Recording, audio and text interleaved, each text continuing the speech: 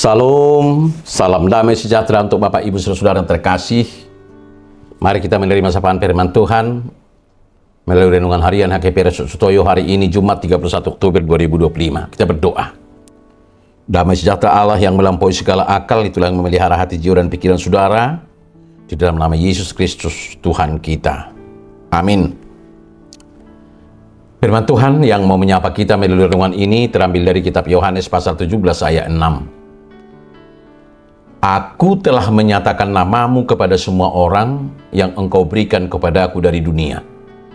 Mereka itu milikmu, dan engkau telah memberikan mereka kepadaku, dan mereka telah menuruti firman-Mu. Dalam bahasa Batak Toba, nunga hupapatar guaramitu jolma akan anile homitu au siap portibion. Hohiado napuna nasida. Jala di hokodo nasida tuau, diraroti nasida do hatami. Bapak Ibu Saudara-saudara terkasih dalam Tuhan Yesus, di dalam Yohanes pasal 17, kita dapat membaca sebuah momen yang sangat menyentuh, di mana melalui duanya Yesus menunjukkan betapa dalam kasih Allah bagi kita.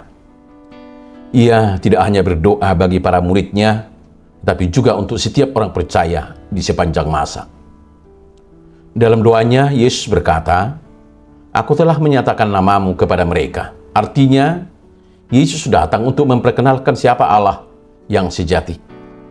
Sebelumnya, manusia mengenal Allah hanya melalui hukum dan nubuat.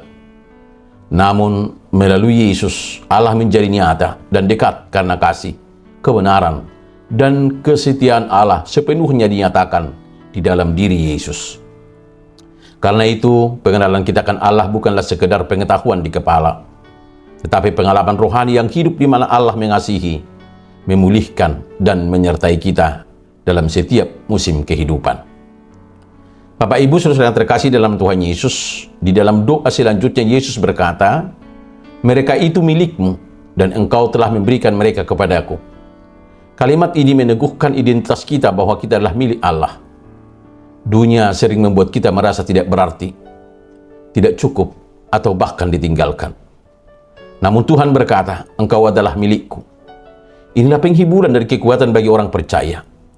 Hidup kita bukan milik dunia, bukan milik masa lalu, melainkan milik Allah yang berdaulat. Kepemilikan ini bukan berarti kita kehilangan kebebasan, tapi justru menemukan arti hidup yang sejati di dalam Kristus. Karena itu, dalam setiap tantangan dan pergumulan kita dapat tetap tenang, karena hidup kita ada dalam tangan Tuhan. Tuhan tidak pernah melepaskan tangannya, justru kita dijaga, dipelihara, dan dikasihi. Bapak Ibu Saudara yang terkasih dalam Tuhan Yesus, akhirnya Yesus menutup duanya dalam ayat ini dengan berkata, "Mereka telah menuruti firman-Mu." Ciri dari orang yang sungguh mengenal Allah yaitu ketaatan. Ketaatan bukan beban, melainkan bentuk kasih dan kepercayaan. Saat kita taat kepada firman Tuhan, kita sedang menegaskan bahwa kita mengenal dan percaya kepadanya. Dunia bisa berubah, nilai bisa bergeser, namun firman Tuhan tetap menjadi dasar hidup kita. Maka, marilah kita hidup sebagai orang percaya yang mengenal Allah dengan benar, sadar bahwa kita miliknya, dan rela taat pada kehendaknya. Ketika hidup kita menjadi dua yang dihidup di hadapan Tuhan, di sanalah letak sukacita sejati. Amin. Kita berdoa. Tuhan Yesus yang penuh kasih, kami bersyukur karena melalui doa-Mu kami mengerti betapa besar kasih Bapa bagi kami. Engkau telah memperkenalkan kami kepada Allah yang sejati, menjadikan kami milik-Mu yang berharga, dan menuntun kami untuk hidup dalam ketaatan kepada firman-Mu.